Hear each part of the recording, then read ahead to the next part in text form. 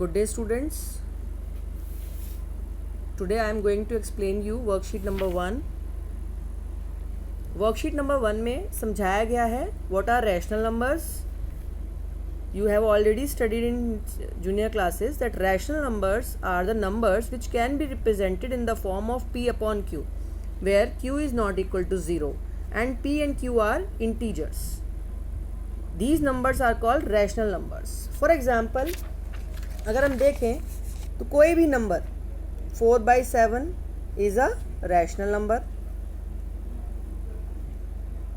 इसी तरीके से अगर हम देखें तो 1/3 माइनस 2/5 7. क्या 7 एक रैशनल नंबर होगा? 7 के नीचे हम 1 लगा करके इसको एक रैशनल नंबर यानी कि p/q की फॉर्म में लिख सकते हैं. इसीलिए ये एक रैशनल नंबर है. -7 भी एक रैशनल नंबर होगा. So every integer is a rational number. या हम कह सकते हैं कि fraction 1/3, 4/5, 9/2 all are rational number, चाहे वो नेगेटिव में हो चाहे वो पॉजिटिव में हो. This topic is clear to all of you.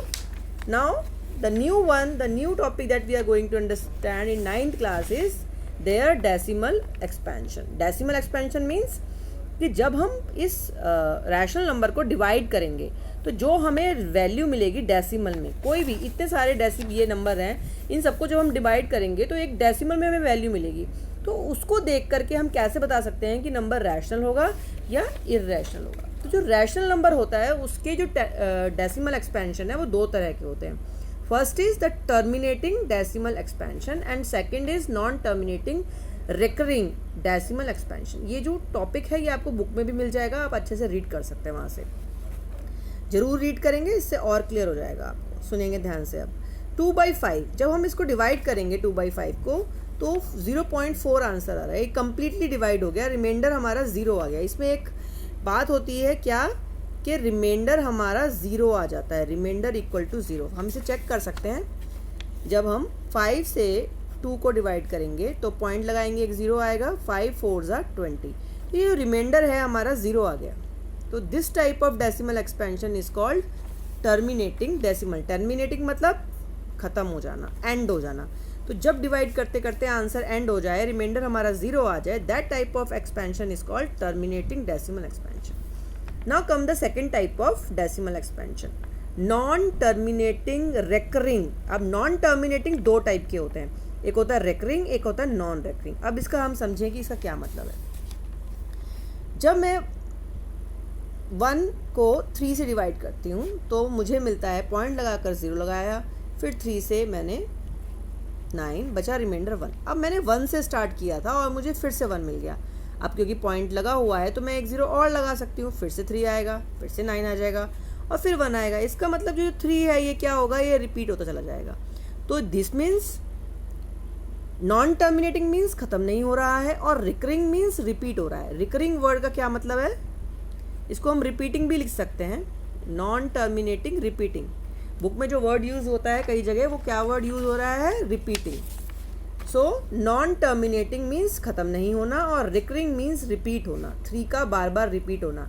ये ज़रूरी नहीं है कि 3 रिपीट हो, 2 नंबर भी रिपीट हो सकते हैं, 3 नंबर भी रिपीट हो सकते हैं. जैसे कि अगर फॉर एग्जांपल हम लेते हैं 2/7.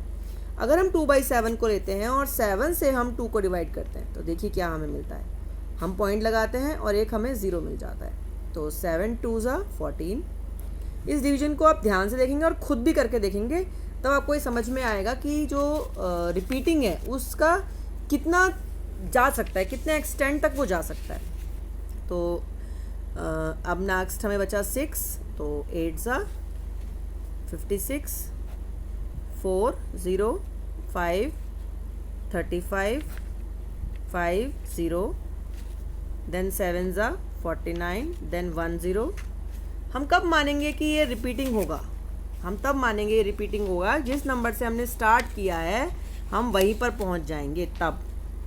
तो देखेंगे यहाँ पर 1 7 बचा 3, फिर 4 28 बचा 2. हमने कहाँ से स्टार्ट किया था, 2 से, और फिर से क्या आ गया 2. इसका मतलब नेक्स्ट नंबर क्या आएगा, 2 ज़ा 14, तो फिर से वही आ गया 6 रिमाइंडर। तो ये जो साइकिल है वो रिपीट हो गई। इसका मतलब 2/7 को हम लिख सकते हैं 0.285714। अब फिर से 285714, ये पूरा का पूरा जो सीक्वेंस है ये पूरा रिपीट होगा। तो इसको लिखने का क्या तरीका होगा, 0.285714, और इसको रिपीटिंग के ऊपर हम बार लगा देते हैं। That means these digits are repeating themselves. ये सारी डिजिट्स क्या करेंगी, बार में दोबारा रिपीट करेंगे। कितनी डिजिट रिपीट कर रही है, 1 2 3 4 5 6, कितनी डिजिट, 6 डिजिट। इसका एक रूल होता है कि अगर नीचे डिनोमिनेटर में 7 है तो 7 से ज़्यादा या 7 के बराबर यहाँ डिजिट्स नहीं आ सकती, एक हमेशा कम ही रहेगी। उससे कम कितनी भी हो सकती है, 5 हो सकता है, 4 हो सकता है, 2 हो सकता है, कुछ भी हो सकता है, लेकिन उससे आपका ज़्यादा या बराबर नहीं हो सकता है, ये इससे हमेशा कम रहेगा 6 digit. Number of repeating decimal, इसमें क्वेश्चन है एक्सरसाइज में, देखेंगे आप 1.3 में क्वेश्चन है, पूछा गया है कि 1/17 में डेसिमल के बाद कितनी डिजिट्स आएंगी, आ सकती हैं मैक्सिमम। सो 1/17 में डेसिमल के बाद, क्योंकि यहाँ डिनोमिनेटर में 17 है तो केवल 16 डिजिट्स आ सकती हैं, इससे ज़्यादा डिजिट्स नहीं आ सकती। एक डिजिट हमेशा क्या रहेगी, लेस रहेगी, कम रहेगी। तो उसका आंसर जो है, उस क्वेश्चन का आंसर है 16। डिनोमिनेटर अगर 17 होगा तो मैक्सिमम डिजिट होंगी 16, 10 होगा तो मैक्सिमम डिजिट होंगी 9, वो मैक्सिमम होंगी। इसका मतलब ये नहीं है कि 9 ही होंगी, 2 हो सकती हैं, 3 हो सकती हैं, 4 हो सकती हैं, लेकिन 9 से ज़्यादा नहीं हो सकती। तो 7 अगर से हम डिवाइड कर रहे हैं तो इसके डेसिमल एक्सपेंशन में 6 से ज़्यादा डिजिट नहीं हो सकती, और इसमें मैक्सिमम आ रही है, देख रहे हैं हम, देखें 6 की 6 आ रही हैं। सो इस टॉपिक पे हम आगे बढ़ते हैं। अब एक टॉपिक है कि इसमें जो आपको वर्कशीट में दिया गया है, that express a terminating decimal in the form of p/q। p/q की फॉर्म में एक्सप्रेस करना है।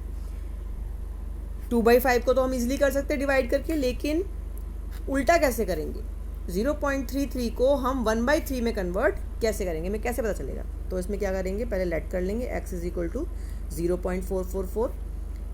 जितने नंबर रिपीट हो रहे हैं, जैसे यहाँ पर सिर्फ 4 रिपीट हो रहा है तो हम 10 से मल्टीप्लाई कर रहे हैं। अगर ये 2 नंबर्स रिपीट होंगे तो हम 100 से करेंगे।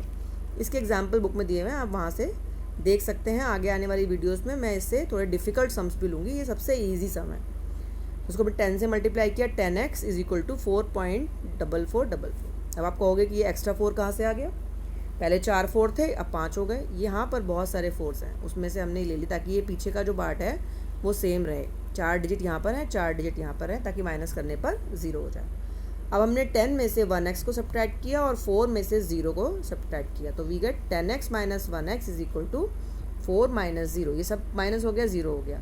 4 - 0 = 4, तो 9x = 4। This 9 goes to denominator, 4/9.